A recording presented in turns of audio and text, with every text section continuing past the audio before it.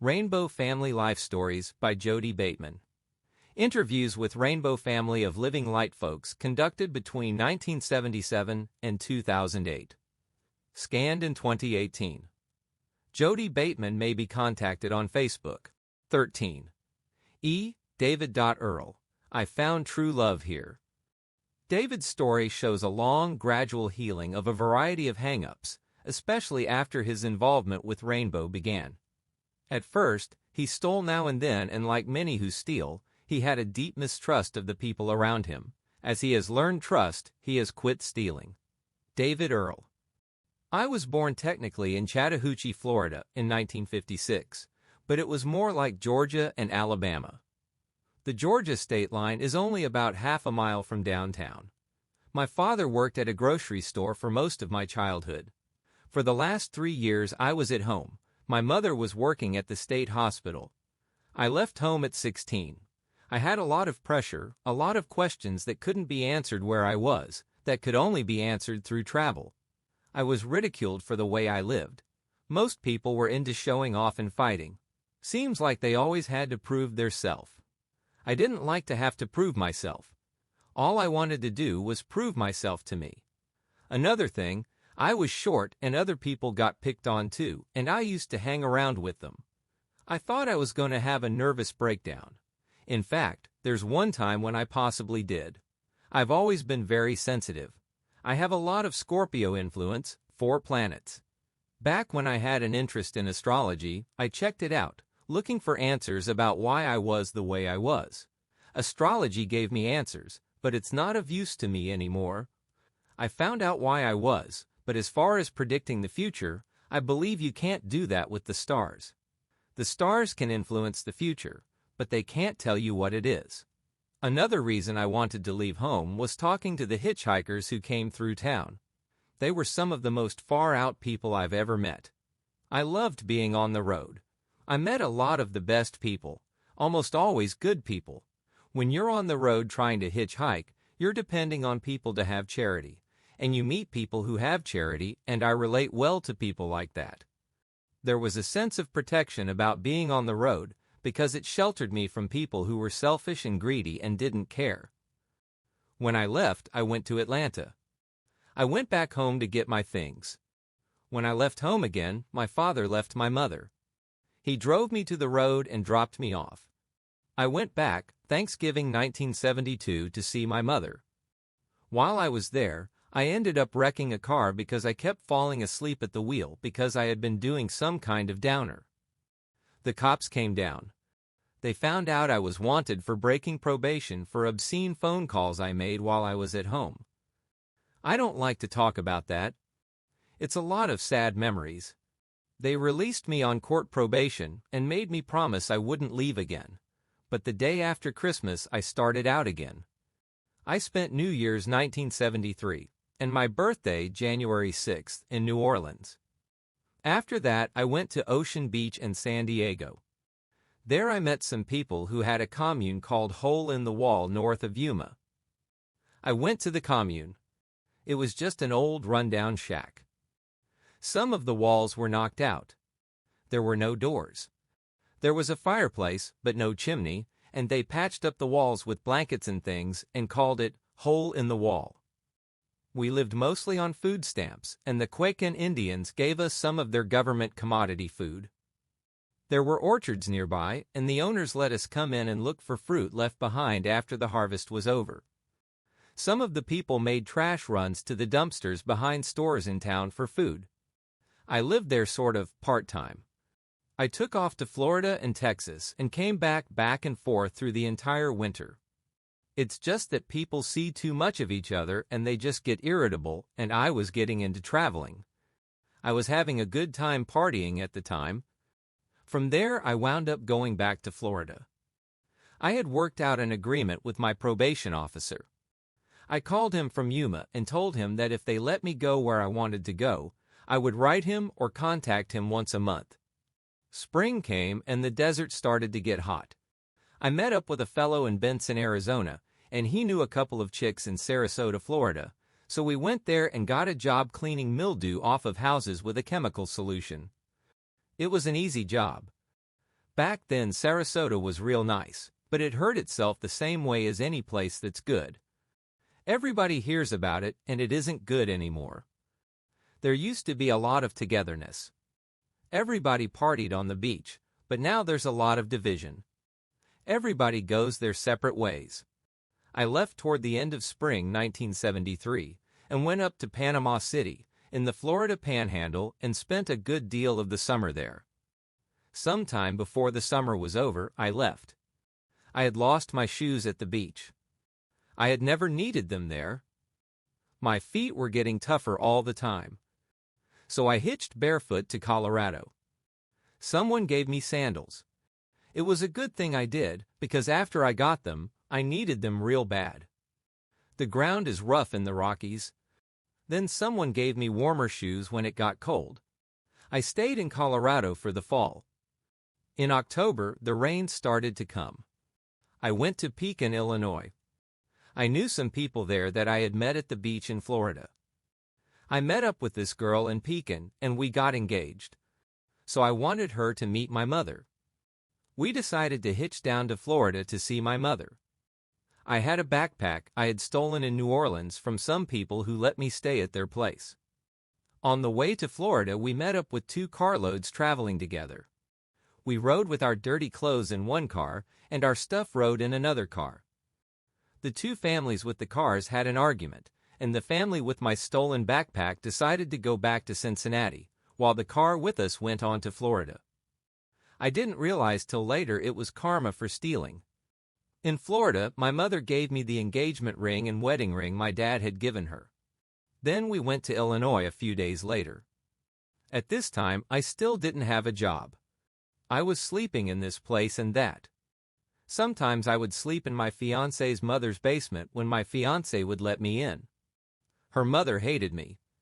I finally got a job working for Libby's Canning Pumpkins in Wheaton, Illinois. That only lasted for 3 days. I had to hitch from Pekin to work, and it was hard to get there on time. Then I got another job in a car wash in Peoria, Illinois. I finally got my own apartment, but I couldn't make enough money at the car wash to survive on. So I decided to go to Ithaca, New York, where my dad lived. I had an uncle in Ithaca on my dad's side. He was a staff member at Ithaca Gun. He got me a job there. Tony, the girl I was going to get married to, was going to wait in Illinois until I got enough money for her to come to Ithaca and live with me. I worked through the remainder of the winter and on into July 1974. I had enough money, but there were some strange things going on with Tony. It was a regular thing for me to call her every payday. We wrote each other steadily. It got to where she wouldn't write me, and she wasn't there when I would call. One day as I woke up, I had a dream that she was seeing somebody else. So I got a 30-day leave from the gun shop and went to Illinois to see about her. I found out that what I had dreamed was true, and that ended that. I didn't stay in Ithaca. I just went there and got the rest of my belongings and went back to Illinois and stayed until the last week of July. Then I went to the Ozark Music Festival at Sedalia, Missouri. It had 27 bands. 26 were big name. I got in free. It was no problem getting in free, because they sold all the tickets and there was still plenty of room. There were lots and lots of drugs, everything you wanted. There was no law enforcement inside the fairgrounds. From Sedalia I went to New Orleans and then back to Illinois for a week or 2. Then I went to Austin, because at that time Austin had become my favorite city. It still is the only city I enjoy. I lived at Hippie Hollow by Lake Travis. It's a place where all the hippies go skinny dipping and camping out, a place where the homeless would not be bothered. LCRA, Lower Colorado River Authority, land, some kind of state trip, land set aside for state use. I made a trip to Port Aransas and stole a radio there and brought it back to Hippie Hollow. I kept it with all my belongings. I went to get my belongings the day before Labor Day and found out they were gone, along with the radio. Just like my backpack. This was a realization for me that what they say about karma is right. Everything you do does return to you. I went to the Nacogdoches Country Jam. It was a country music festival for hippies. It was held in a cow pasture, so there were a lot of mushrooms. I began to learn very fast, the mushrooms taught me. I had a very philosophical high. People were giving me a lot of food. And I was turning a lot of people on to mushroom tea. I began to realize what love and giving was all about. I went back to Austin and saw how trashed but it was at Hippie Hollow. I couldn't live there. I couldn't stand to look at the place. I did a lot of traveling, that was all I did. I was burning a lot of bridges. It was kind of a transition point. I did 3 months of nothing but hitchhiking. I spent Christmas in Houston. Then I went west to El Paso. I heard all about a hippie town in Oregon called Takelma. It used to be a mining town. I got there New Year's Eve, the dawn of '75. Takelma was a very cosmic place. I was meeting high people and learning more and more every day. I began to slow down while I was there. All my hyper energy was burning me off. Takelma was mellowing me out. I got to know this lady named Lila who had a store there. It was the only business in town. There were people in Takelma who wanted to become a co-op, a community store. I volunteered, but the volunteer bit, the cooperative, wasn't ready to happen, so she went back to a regular store. I got paid $1 or $2 a day for working, but she made sure there were some places. She made sure I always had something to eat and a place to stay. I stayed there the rest of the winter. Then summer came and I heard about the Rainbow Gathering in Arkansas and I went there. I thought it was really neat, people getting together like that. I really got off on the circles and the oming. To me that was power. And even now it's power, unbeatable power. I also got into the partying aspect. My trip until then had not had much philosophy in them, but then they got philosophical. There were a few things at the gathering that bummed me out, like arguing. Arguing to me is a fight, whether it gets physical or not. Michael John down there at Arkansas had the idea for a gathering at Christmas in Florida. After the gathering, I spent 22 days in jail in Arkansas for hitching with 2 guys that had stolen a car. The 22 days was just waiting for arraignment. I got a chance to think things over a lot, about stealing. Some people think it's all right to steal from a store, but not all right to steal from a brother. They think it's all right to partake of all that is stolen if they didn't steal it. But I found out the curse of stealing rests on all who take part in it. It doesn't matter who you steal from. What matters is that it's stolen. I left for Oregon and stayed there almost until Christmas.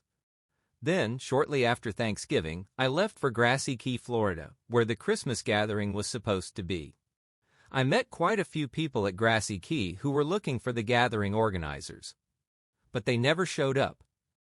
The paper was giving us a lot of bad publicity, a lot of slander. Finally, in the paper, there was some information about where it would be, that piece of land in the Everglades. We finally found it. We got there just at the time the first bus did, December 23rd. Christmas Eve, somebody had 7 pounds of pot. I was there for Christmas Day and a few days after that. Then G.I. Jodey was coming down pretty heavy on some people in Michael John's tent, and I didn't like the energy, so I left. I wasn't gone very long. I went to Gainesville, I think, just west, until I turned around and came back. I was there till the end. The alcohol element took over completely. There was constant bickering, fussing. An old man got stabbed, guns got fired.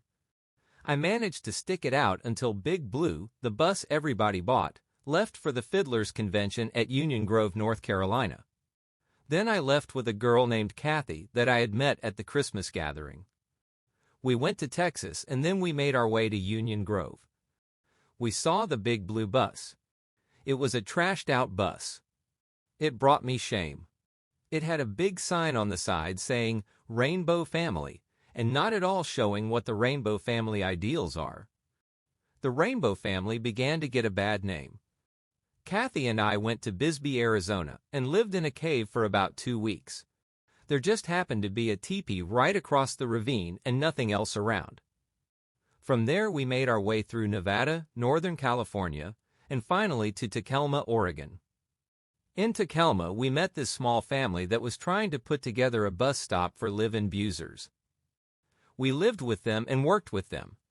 We all went to the gathering in Montana. I didn't want to go to Montana.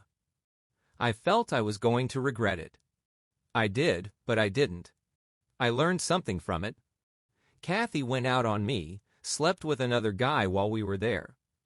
I told her that was it and called it quits right there.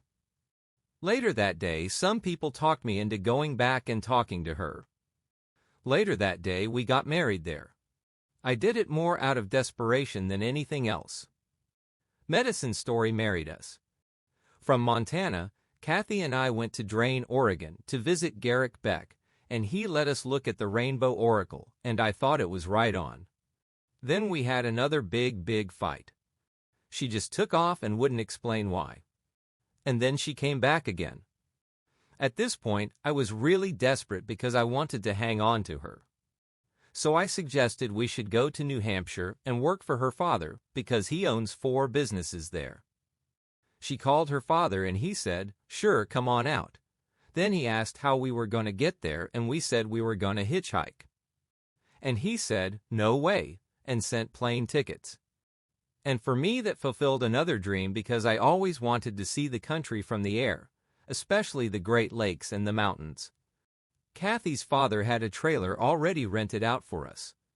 The cupboards were full of groceries. He put me to work at his gas station and her at his pancake house. Just before Thanksgiving 1976, I got a letter from one of my aunts in Florida. My mother was living with her.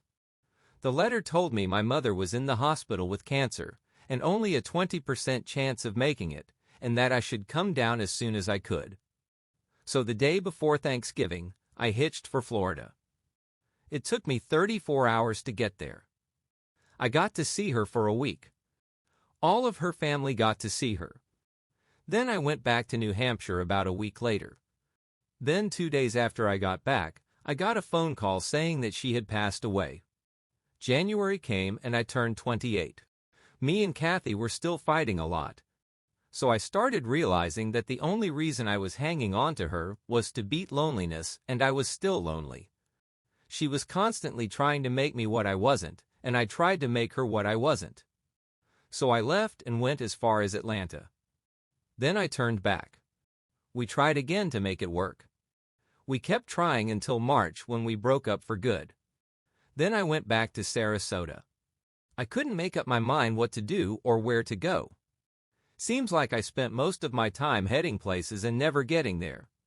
I finally went to see my dad in Beverly, Massachusetts. I got a job there working in a metal cabinet shop, a small factory.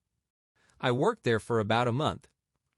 I was living with my dad, my stepmother, my 3 stepsisters, and my baby sister. My stepmother and her 3 kids were constantly fighting, cussing, and swearing, and it started driving me up the wall, so I quit my job and split. I wound up going back to Texas. Back to Houston and Austin. While I was in Texas, I would pick mushrooms in the Houston area and take them to the lake in Austin and party with them there, Labor Day, 1977.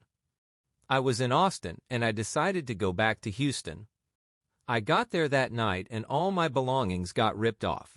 But this time it wasn't because of something I ripped off, but because of something else I did that caused me to deserve getting ripped off. I'd rather not say what.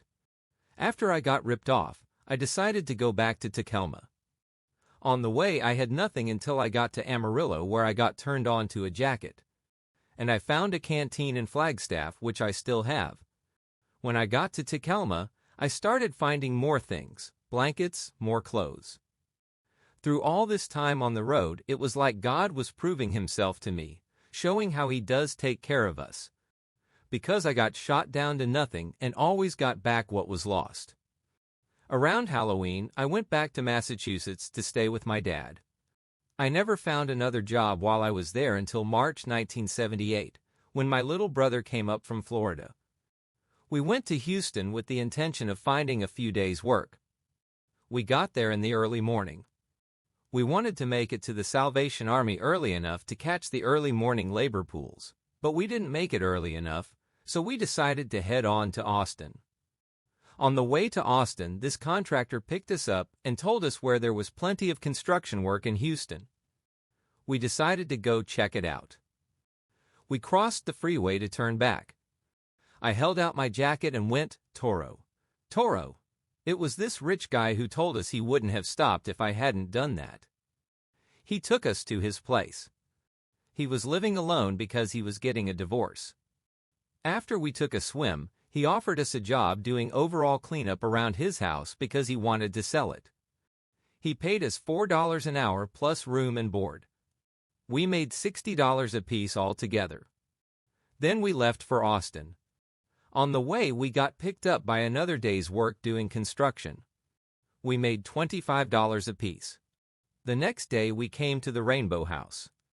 I was afraid to stay here because of the shooting. I was afraid there would be more trouble. I came here because I heard there was rainbow here. I wanted to check into where their heads were at. Up until this time, I had the impression the Rainbow family was like all the rest of the churches. Good ideas but bad vibes. All I saw was hypocrisy because I wasn't looking deep enough or hard enough. I had never gotten into group discussions with any of the Rainbow tribe before. I said I was bummed out, like about the kitchen. And they said, "If you don't like it, go do something about it." And that's how I got into washing dishes. I saw the enemy and the enemy was me. So I met the energy, being us. Instead of being bummed out by what's wrong, I realized I should get off my ass and do something. I started feeling better. Washing dishes made my whole day. I started going through a lot of realizations about what God is and why God is. Instead of wishing for a change, I learned to make it. This is the biggest turning point for me. Now that I'm sure of myself, I know what I'm doing, and I know why I'm doing it, and I'm not lonely anymore. I've gotten closer to people here than I have at any place. I found true love here. The last time I experienced it before was at an Assembly of God church when I was just a young teenager. I've been blessed with more understanding than I had before. It all started with washing dishes. Like you have to work with your hands. In the open discussions we've been having, I've learned more from Joyce and Harmony than anyone I've met in I don't know how long. As far as the Rainbow family and the gatherings, I feel that the gathering together of all the tribes of Earth is a fulfillment of revelation. Not like we're to be together in the flesh, but that we're getting to be more of one mind. Revelation talks of the 144,000, 12,000 from each tribe. Revelation talks about rainbows and gatherings in circles. I believe we're in what Revelation calls the sixth day of darkness, that darkest part before the dawn. I've been around the Rainbow family for 3 years, and it's taken me that long to know the rainbow. I didn't see the foundation of it until I came to the Austin Rainbow House and saw the bad energy here and how we made the bad energy good. Things are running very smooth now. David.Earl is still coming to rainbow gatherings. He has been married since this interview.